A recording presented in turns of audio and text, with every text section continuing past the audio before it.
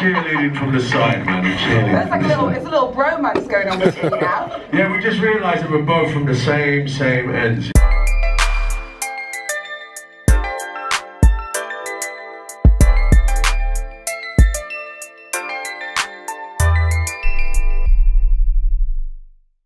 So last night I went to the Idris Elba event, the week early preview of his film Yardie, and this is his directional debut, his first ever attempt at directing. And I'm not gonna lie to you, when I was watching the trailers as the film was coming up, I'm not gonna lie, I had low expectations. I was looking at it like, okay, cool, Black Britain, guns, gangs, cool, I'll watch it. But I'm happy to say this film delivers a lot more than that, and that's what I'm most impressed by. And I also have to say it now, just to get it out there, this man can direct. I want to see him direct more. He's a hell of a director. If this is how he's starting, Idris Elba, get behind the camera more. Tell them people what to do. Right, so if it's not known to you for some reason, I'm actually a big Idris Elba fan. I've been a fan since Stringer Bell. For those who know who that is, you know, cool. But without further ado, let's get into the review. So, what do we have in the bowl? Let's go. One picking up first is, let's go for this one, whatever this is. Actors and casting. That's quite a cool one to start off with. Like I said, Idris Elba's directional debut. That puts him behind the camera, and I'm really impressed by what he's done here. As for the actors, I have to welcome someone back. Someone who's been off my radar, if not everyone's radar, and that is Amul Amin. Amul Amin, where the fuck you been? Where the fuck have you been? Welcome back. From kidulthood to Yardie, welcome back. Then we've got, that's one thing about this movie I love. Everything just seems so authentic. Authentication, is that even a word? No, it's not. But you know what? You know, I can't even say it, authentication. Yeah, I just made it up. You know what I mean? H at the beginning. Yeah. And I know the people on stage themselves said this, but it's really true. Like, this film is authentic. We can go, in terms of actors and cast, we can go as deep and low, not low, but like in terms of importance to the story. We can go as deep as Tolu Lope, T-Boy, Mr. Don't Jealous Me, cast as an African man. And I look at him in the movie and I think, wow, spot on. That, to me, does look indeed like a 80s Nigerian father who lives in London. With the mustache and everything. I think the cast was great. Amul Amin, I do not remember Yvonne's actress name. I think it's something like Sherelle Jackson or something like that, but you know who I'm talking about, Yvonne. Then you've got King Fox. Oh my gosh, a standout actor for me was Rico. So I think again, I can't remember his real name, but Rico again was a standout for me. So yeah, actors and casting, great cast, great performances all round. Next. Would I watch again? What an interesting question to go with next. Idris Elba himself said we should watch it again. So I think you know the answer. But put that aside, would I watch it again? Personally, well, how do I feel? Would I watch it again in the cinema? I don't mean at home or a year later. I mean, while it's still in cinema, would I go back to rewatch it? And the answer is still yes. Any of my friends who want to watch it, I'll go with them when it officially releases next week, for those who want to watch it. So, would I watch it again? Yes. Next. Action and pacing. Pacing. I'm going to start off with the pacing. In the beginning of the movie, yeah man, this movie was well paced. It was well paced. But I'm not gonna lie, because of the intro, I was thinking, okay, this movie is gonna be what I thought then, just, you know, Black Britain, gangs, blah blah blah blah blah. But no, like I said, towards the end it delivers a lot more than that. It takes you on some surprises, some surprising corners, and that is what kept me in my seat, not looking at my watch and enjoying the movie. Action. There is some action scenes, mainly to do with violence, crime, and those were decently executed. They could have been better. By better, I mean, this is how it felt. It felt a bit amateur, like the camera would kind of hide what I want to see. So I can't spoil it, but yeah, I can't spoil it. But the action, I do remember the action scenes very well, and that's a good sign. So moving on. Cinematography and visual effects. Visual effects, not much to speak about here, but the cinematography is also not much to speak about here. I'm not saying it's not good, it's just very grounded, very simple. However, I will say that I noticed I was liking a lot of the shots which had only 2 characters in it. So it'd be like this is character A, this character B, they're standing in front of each other, but the camera's exactly where it is now, as you can see. So we're looking at the side of the characters speaking to each other, and that looks very cool on screen at times with, you know, London scenery in the background. Again, can't spoil it, so, you know, spoiler-free review. Cinematography is grounded, it's cool, it's simple, and that's all it needed to be. Next, audio and editing. Audio. There's a scene where they are, you know, kind of like, I'm just gonna call it clubbing. Yeah, they're in a, what do they call it? A clash or something like that. Whatever. I'm not gonna call it. You know what I mean? They're in a room. Loud music is popping off, and in my cinema seat, I was thinking, wait, this doesn't sound like dubbed audio. This doesn't sound like audio that was put post-production. This cinema room is shaking. It feels like I'm there.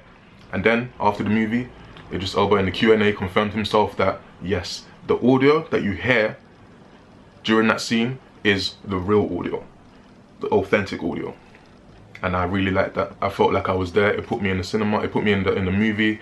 Kept me in my seat, and you know, yeah, I've got to pay attention to the audio in terms of that aspect. Moving on. Story and dialogue. Like I said, the movie delivered a lot more than I was expecting.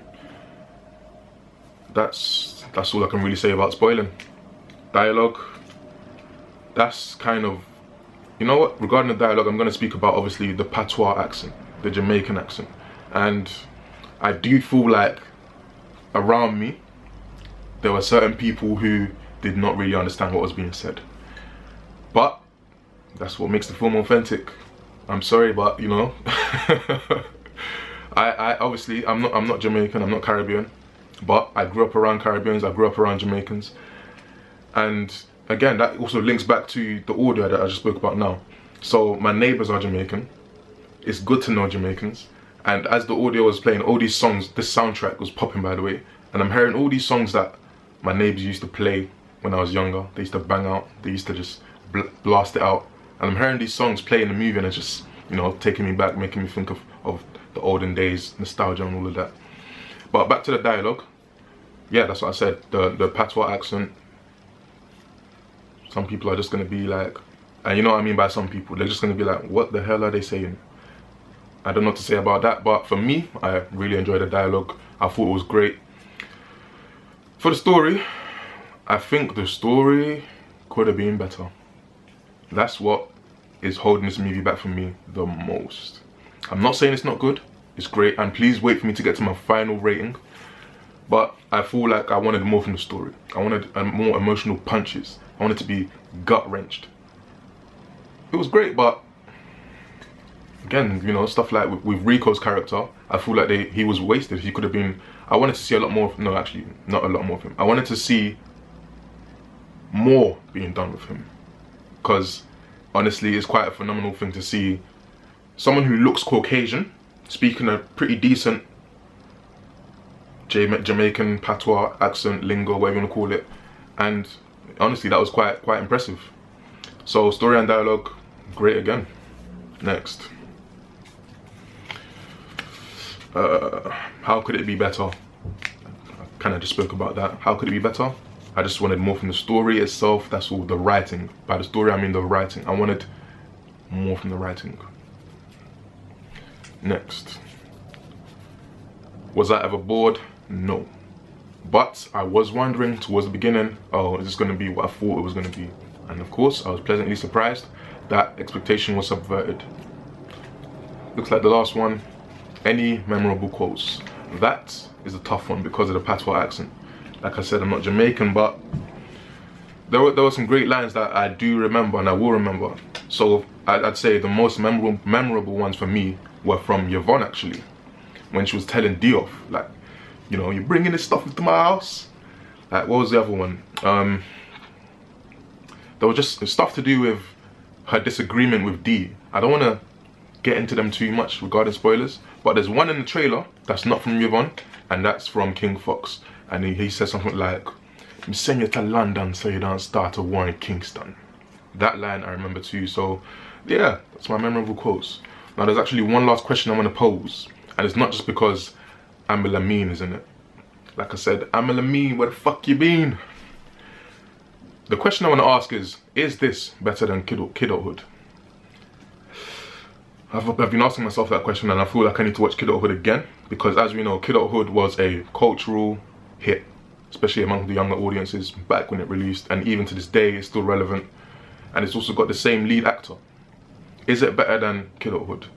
I don't know about that, but I will say this is like a modern day Kidulthood. So now it's time for that final rating, and I'm gonna give this a 4 out of 5.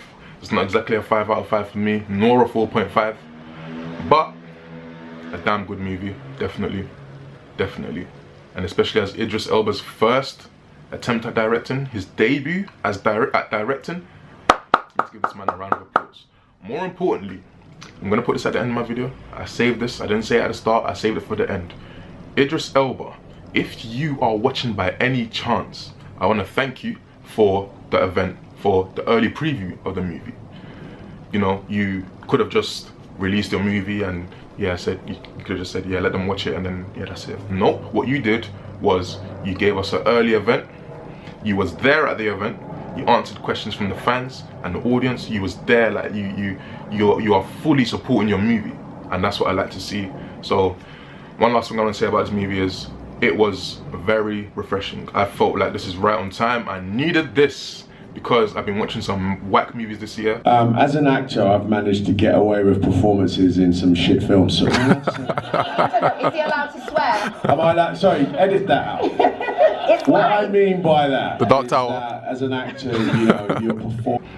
Now, look, I've got a movie pass, so that means I'm watching almost every movie you can think of. I might not review them all, but I'm watching them. And as you can see, this movie Yardie, I haven't uploaded in a while, but this movie Yardie has made me come out and speak about it. So that is a good sign.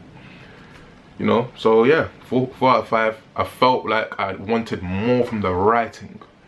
So whether that's dialogue or emotional, gut-wrenching scenes, like maybe the movie played it too safe. And again, I'd say something else. Idris Elba in the Q&A, he mentioned that the test screening, the male audience said that the vibe of the gangsters or whatever, the thugs, weren't badman enough. And I think I'll agree. I wanted the henchmen in this movie, Rico's henchmen, to be way more intimidating. And I realized something. I recognized that guy, the tall one with the hat. He was in Lufa season 1, which is obviously Idris Elba's show. So I'd say, yeah, he looks cool, he's tall. He had a massive grin, which I heard someone say, to, you all know what scene I'm talking about when you watch the movie. But yeah, I wanted to be a lot more intimidated, more fearful of UK thugs, the crime, you know, Rico's squad. And if that was there for me, I'd say, yeah, this movie would also be bumped up. So I wanted to see more from the writing, or I wanted the writing to hit me more, let's put it that way. And I wanted to be intimidated more by some of the characters, including Rico. So yeah, that's all I can really say. This movie review is now almost 15 minutes. I'm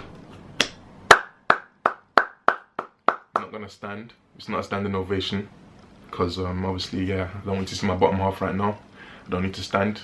It'll just be my legs in front of the camera. We don't need that. But this is a round of applause for Idris Elba. Definitely. I can't wait to see this guy direct more, and I hope he will. So that's the end of my review. Thank you for watching. Peace out.